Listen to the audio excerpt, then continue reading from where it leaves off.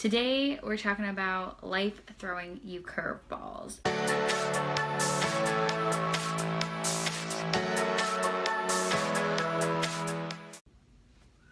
Hey friends, and welcome back to another live stream in this series where we are talking all about overcoming adversity in our life and business. If you're joining for the first time, hi, my name is Jessica Rasdall. I am a motivational speaker, author, and public speaking strategist for creatives. I partner with female entrepreneurs to help them craft powerful stories and presentations that help them connect with their dream clients and really stand out from the stage. Today, we're talking about life throwing you curveballs. And how do I put this without putting it too much?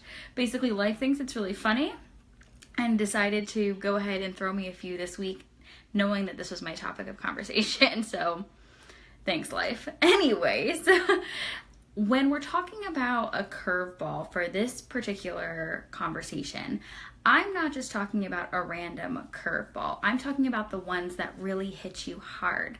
Like when you are working towards something or maybe coming back from something difficult and you feel like you're finally getting traction. You're finally making progress. Things are finally starting to fall into place for you and you feel like you've made it out the other side. That's when life thinks it's really funny and decides to throw a curveball or two your way, right? Isn't it always when you feel like things are finally starting to go good? I feel like that's when she thinks it's the best time because she's evil like that.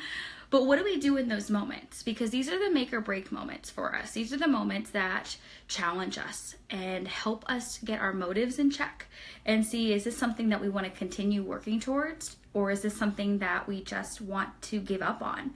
So I want to give you some tools today to help you make that decision. And when you're, whatever it is that you're working towards right now, whether it's in your personal life, in your business, anything like that, I'm hoping that you're at a place right now where you really hit your stride, where things are going smooth, or they feel like they're starting to get smooth. And I want to give you these tools now so that before life throws you that curveball, before you get hit with the thing that makes you question your intention, that you already have the tools to face it head on. So the first thing is when we get hit with that curveball, whatever it may be, you might hear my curveballs because they're downstairs right now being very loud.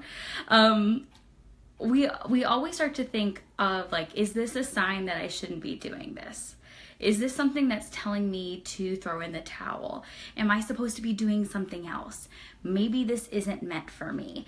And a lot of those thoughts get really centered around ourselves, about our benefit from this and how hard is it going to be for us to keep going? Like how good is it going to feel for us at the end if we just make it through this? Or how much work am I going to have to put into it, right? All of those thoughts and all of those emotions surrounding it are focused on ourselves. And some people might not like this next thing I'm going to say, but that's okay.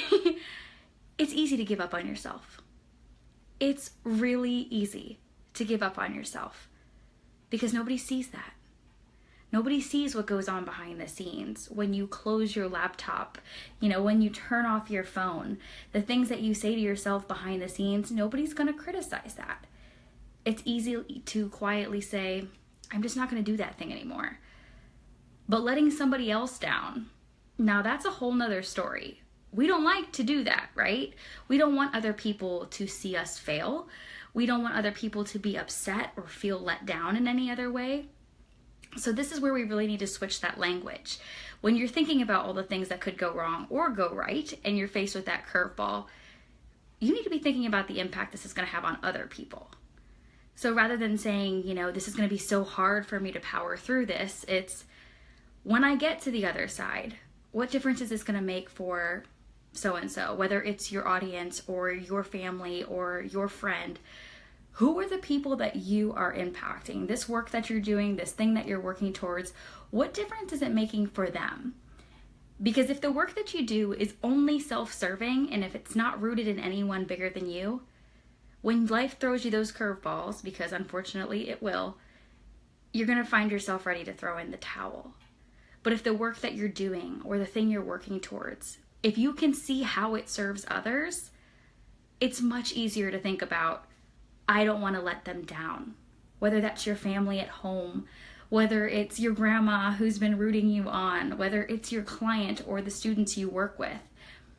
I need you to make sure that those are the people you're thinking of when things get hard.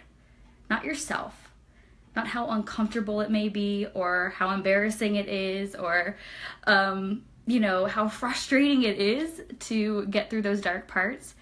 I want you to think of how proud the people on the other side will be or what difference this is going to make for their life. So no matter how good things are going right now, I want you to think about it. I want you to identify the people who are impacted by your actions, the people who are cheering you on, whether it's loud or quietly behind the scenes.